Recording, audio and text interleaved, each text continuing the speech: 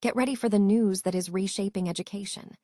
UCLA has just launched Foundations and Futures, a massive, free multimedia textbook designed specifically for the TikTok generation. This groundbreaking platform combines written chapters, archival documents, and videos, offering a rich trove of Asian American and Pacific Islander histories in one accessible place. Karen Yumamoto, director of the UCLA Center, says this project is optimized for phones and tablets to connect with young learners directly. And this is how we are finally bringing vital AAPI histories into the mainstream curriculum.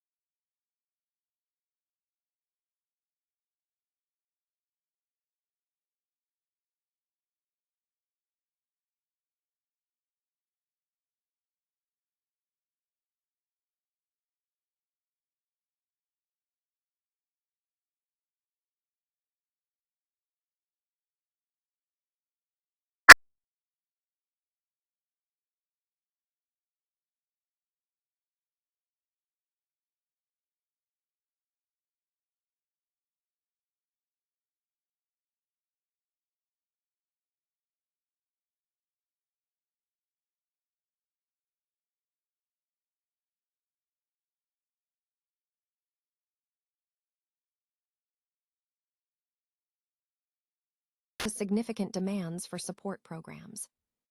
This settlement resolves the immediate claims, but the fight against platform addiction and student anxiety is far from over. And finally, we look at the massive cultural moment happening right now. TikTok star Keith Lee has drawn thousands to New Orleans for his inaugural Family Day festival. This event brought together live music, family activities, and food vendors, all centered on Lee's mission to support small businesses and underserved communities. From Trill Burgers to Jamaican Jerk House, this festival is proving that community and good food can create massive, positive impact.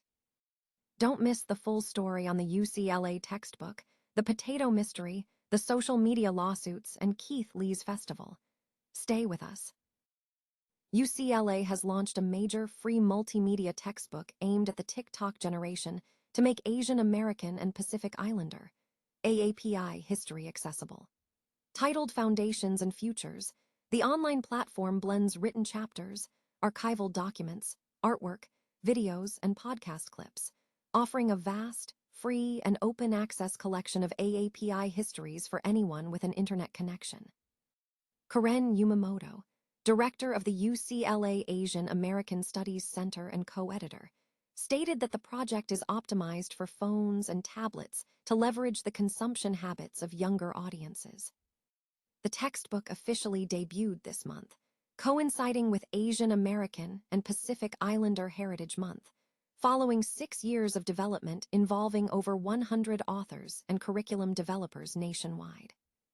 The project was initially seeded in 2020 by Yumamoto and Kelly Fong, driven by concerns that AAPI histories were being sidelined amid California's push for ethnic studies graduation requirements and the surge in anti-Asian hate incidents during the COVID-19 pandemic. The $12 million project received significant support, including state funding, grants, and private donations, with a major boost coming in 2022 from a $10 million state allocation secured by the California Asian Pacific Islander Legislative Caucus. The content focuses heavily on AAPI history in California, such as the Filipino farmworker movement and Vietnamese refugee communities in Orange County, alongside modules covering Chinese immigrant garment workers in New York and Asian American communities in the South. A primary goal of the textbook is to help educators integrate AAPI perspectives into existing courses, addressing the severe underrepresentation of these histories in curricula, where only about 2% of public school teachers in the U.S. are AAPI. To achieve this, The team is offering teacher workshops and national webinars in partnership with teacher unions. Despite the launch, the team continues to seek $5 million over the next 3 years to fund teacher training, outreach, and operations. Yumamoto noted the scale of the undertaking, stating that as a professor, she was unprepared for the demands of running an educational technology startup. Addressing political debates surrounding race and identity, Yumamoto emphasized that the textbook aims to foster inclusivity by teaching mutual history. She shared a personal connection to the subject, recounting her family's experience during World War II and her later realization of the broader history of Japanese-American incarceration. Yumamoto concluded that the ultimate aim is to help students understand themselves and each other, believing that addressing polarization must begin in the classroom.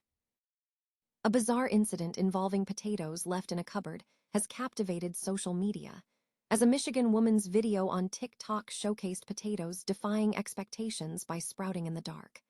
The video, posted by @Pyami4, featured potatoes that had been stored under a bar, without water or sunlight, which unexpectedly began growing.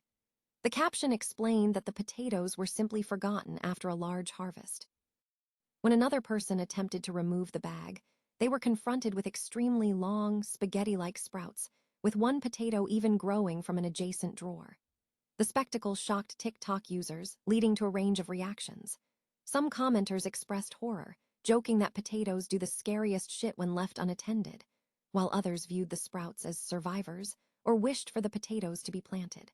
Walmart's official TikTok account even commented, "That's their house now."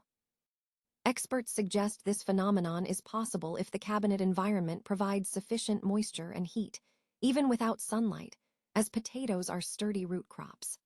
Pyami4, known for gardening content, later followed up with a video where the potatoes were successfully planted, satisfying the commenters who wanted the produce to become plants. While some users drew comparisons to the viral video game The Last of Us, experts clarified that the unusual growth is not a sign of a full plant, but rather the natural reaction of potato plants under specific, albeit unusual, conditions. Despite the bizarre display, the potatoes were ultimately deemed safe to eat, although visibly dehydrated. The incident has sparked discussions about the resilience of plant life and the unexpected ways nature can manifest. Alphabet's YouTube, Snap, and TikTok have reached settlements in a significant lawsuit alleging their platforms contributed to a youth mental health crisis, shifting the burden of intervention onto schools.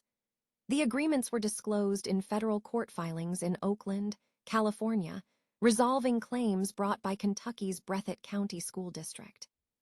The district accused the social media companies of designing addictive platforms that negatively impacted student mental health, forcing schools to incur substantial costs for support programs. The specific terms of the settlements were not made public. A spokesperson for YouTube stated the matter was resolved amicably, emphasizing the platform's ongoing commitment to developing age-appropriate experiences and parental controls. Meanwhile, the legal pressure remains high. A separate lawsuit against Meta Platforms, targeting Facebook and Instagram over similar allegations regarding student mental health and platform addiction, is scheduled to proceed to trial on June 15. This Kentucky case is being viewed as a bellwether for a larger wave of litigation across the United States, with over 1,200 school districts filing similar claims. Breathitt County School District had sought over $60 million in damages, citing the need to fund counseling, student support services, and a proposed 15-year mental health program to address the long-term effects of social media use. The district also requested court orders compelling companies to redesign features that allegedly encourage compulsive use among minors. This broader legal battle is gaining momentum, with thousands of related lawsuits pending in California courts involving individual users, school districts, municipalities, and state authorities. This follows a March verdict where a Los Angeles jury awarded $6 million in damages to a young woman who claimed social media addiction as a child. Social media companies continue to deny wrongdoing, asserting their substantial investments in safety measures and parental controls to protect younger users. Thousands flocked to the Uno Lakefront Arena in New Orleans on Saturday for the inaugural Family Day Festival, hosted by popular food influencer and TikTok star Keith Lee. The event successfully blended live music, family-friendly activities, and food vendors from various regions, all driven by Lee's commitment to supporting small businesses and underserved communities.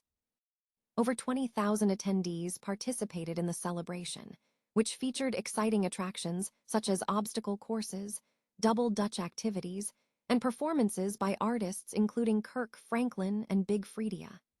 Vendors from multiple states offered a diverse array of food options to the large crowd.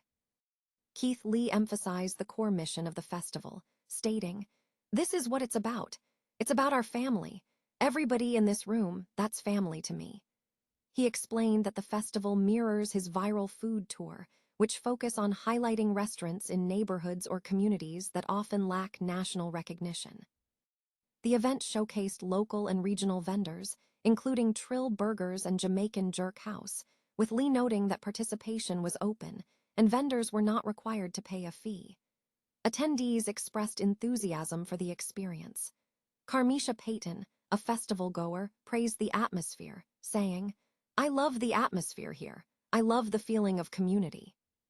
Chef Dione Green, who traveled from Oakland, California, commented on the overwhelming positive response, noting that attendees stated her food was the best they had that day.